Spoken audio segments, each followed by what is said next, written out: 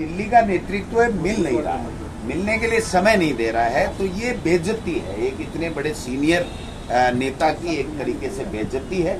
उनसे उनकी तकलीफें नहीं पूछी गई, उनसे टिकट के वितरण में कोई सलाह नहीं ली गई।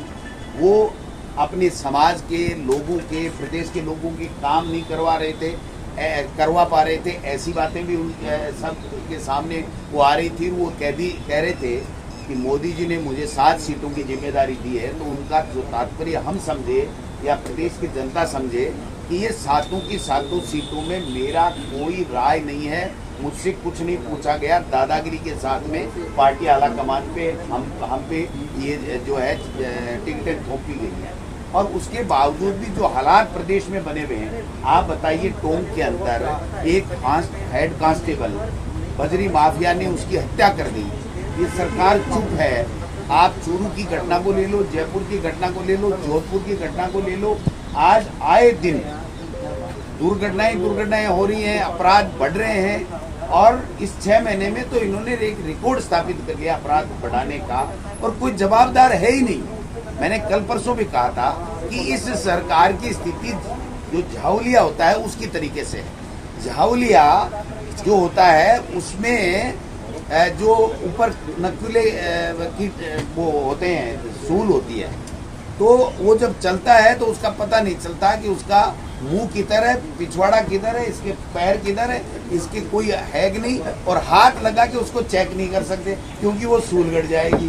तो ये स्थिति है कि सरकार को चला कौन रहा है, और ये सरकार चल कैसे रही है, ये काम क्या कर रही है 7 महीने से। ये प्रदेश की जनता में एक कौतूहल और एक बना हुआ है, सवाल बना हुआ है कि ये कर कौन रहे हैं, क्या कर रहे हैं। और मैं समझता हूँ कि दिया कुमारी जी का भी दूसरे लोग पढ़ेंगे, और जो मुझे पता लगा है कि प्रयास किए जा रहे हैं कि वित्त मंत्री दिया कुमारी जी बजट नहीं पढ़े।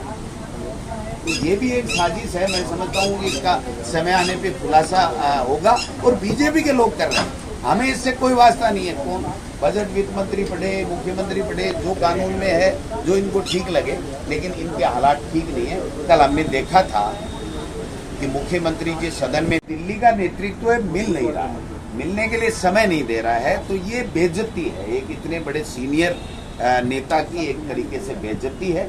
उनसे उनकी तकलीफें नहीं पूछी गई, उनसे टिकट के वितरण में कोई सलाह नहीं ली गई। वो अपने समाज के लोगों के, प्रदेश के लोगों के काम नहीं करवा पा रहे थे। ऐसी बातें भी उन सब के सामने वो आ रही थी। वो कह रहे थे कि मोदी जी ने मुझे 7 सीटों की जिम्मेदारी दी है, तो उनका जो तात्पर्य हम समझे या प्रदेश की जनता समझे कि ये 7 की 7 सीटों में मेरा कोई राय नहीं है, मुझसे कुछ नहीं पूछा गया। दादागिरी के साथ में पार्टी आला कमान पे हम पे ये जो है टिकटें थोपी गई हैं।